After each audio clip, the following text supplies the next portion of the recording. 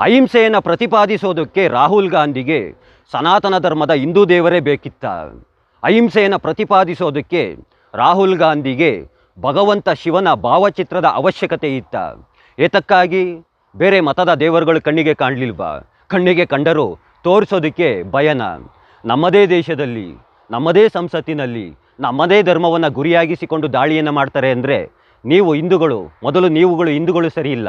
ಅಲ್ಯಾರೋ ರಾಜಕಾರಣಿ ನಿಂತ್ಕೊಂಡು ಸನಾತನ ಧರ್ಮವನ್ನು ಬುಡ ಸಮೇತ ಕಿತ್ತು ಬಿಸಾಕಬೇಕು ಅಂತ ಹೇಳಿಕೆಯನ್ನು ನೀಡುವಂತಹದ್ದು, ಇಲ್ಯಾರೋ ರಾಜಕಾರಣಿ ನಿಂತ್ಕೊಂಡು ಹಿಂದೂ ಪದ ಅನ್ನುವಂತಹದ್ದೇ ಅಸಹ್ಯವಾದಂತಹ ಪದ ಅಂತ ಹೇಳಿಕೆಯನ್ನು ನೀಡುವಂತಹದ್ದು.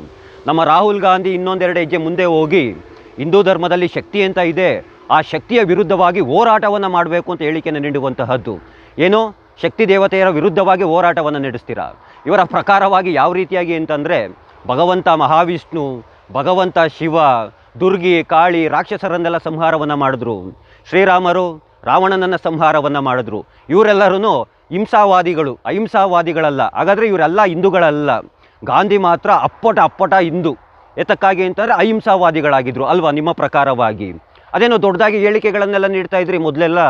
ನರೇಂದ್ರ ಮೋದಿಯವರು ರಾಮನನ್ನು ರಾಜಕೀಯಕ್ಕಾಗಿ ಬಳಕೆಯನ್ನು ಮಾಡ್ಕೊಳ್ತಾ ಇದ್ದಾರೆ ಅಂತ. ಇವಾಗೇನು ರಾಹುಲ್ ಗಾಂಧಿಯವರು ಭಗವಂತ ಶಿವನ ಭಾವಚಿತ್ರವನ್ನು ಏನು ಕುಂಟೆ ಬಿಲ್ಲೆ ಆಡೋದಕ್ಕೆ ಬಳಕೆಯನ್ನು ಮಾಡಿಕೊಂಡ್ರ? ಏತಕ್ಕಾಗಿ ಬಳಕೆಯನ್ನು ಮಾಡಿಕೊಂಡಂತಹದ್ದು? ತ್ರಿಶೂಲ ಅಂದರೆ ಏನು? ತ್ರಿಶೂಲದ ಮಹತ್ವ ಅಂದರೆ ಏನು? ತ್ರಿಶೂಲದ ವಿಶೇಷತೆಗಳೇನು? ಯಾವುದನ್ನು ಸಹ ಅರಿವಿಲ್ಲದೇನೆ ತ್ರಿಶೂಲದ ಬಗ್ಗೆ ಹೇಳಿಕೆಗಳನ್ನು ನೀಡುವಂತಹದ್ದು, ತ್ರಿಶೂಲದ ಬಗ್ಗೆ ಮಾತುಗಳನ್ನು ಆಡುವಂತಹದ್ದು, ಹಿಂದೂ ಅಂತ ಹೇಳಿಕೊಳ್ಳುವಂತಹದ್ದು, ಹಿಂದೂ ಅಂತ ಕರೆಸಿಕೊಳ್ಳುವಂತಹದ್ದು, ದ್ವೇಷ, ಕ್ರೌರ್ಯ, ಹಿಂಸೆಯನ್ನು ಪ್ರಚೋದನೆಯನ್ನು ಮಾಡುತ್ತಂತೆ, ಹಿಂಸೆಯ ಪ್ರತೀಕಾರವಂತೆ ಹಿಂದೂ ಅಂತ ಹೇಳಿಕೊಳ್ಳುವಂತಹದ್ದು. ಅದು ಯಾವ ರೀತಿಯಾಗಿ ಸ್ವಾಮಿ, ಯಾವ ರೀತಿಯಾದಂತಹ ಮಾತುಗಳನ್ನು ಹೇಳ್ತೀರಾ? ನಮ್ಮ ಸಿದ್ದರಾಮಯ್ಯವರು ನನ್ನ ಹೆಸರಿನಲ್ಲೇ ರಾಮ ಇದ್ದಾನೆಪ್ಪ, ನಾನು ಸಹ ಹಿಂದೂ ಅಂತ ಹೇಳ್ಕೊಂಡ್ರು. ನಮ್ಮ DK ಶಿವಕುಮಾರ್ ಅವರು ನನ್ನ ಹೆಸರಿನಲ್ಲೇ ಶಿವ ಇದ್ದಾನೆ, ನಾನು ಸಹ ಹಿಂದೂ ಅಲ್ವಾ ಅಂತಂದ್ಬಿಟ್ಟು ಎಷ್ಟೋ ಭಾಷಣಗಳಲ್ಲಿ ಮಾತನಾಡಿದ್ದಾರೆ. ಎಷ್ಟೋ ಜನ ತುಂಬ ಜನ ನಾನು ಹಿಂದೂ ಅಂತ ಹೇಳ್ಕೊಳ್ತಾರೆ. ನನಗೂ ಸಹ ಹೆಮ್ಮೆ ಇದೆ ಹಿಂದೂ ಅಂತ ಹೇಳ್ಕೊಳ್ಳೋದಕ್ಕೆ.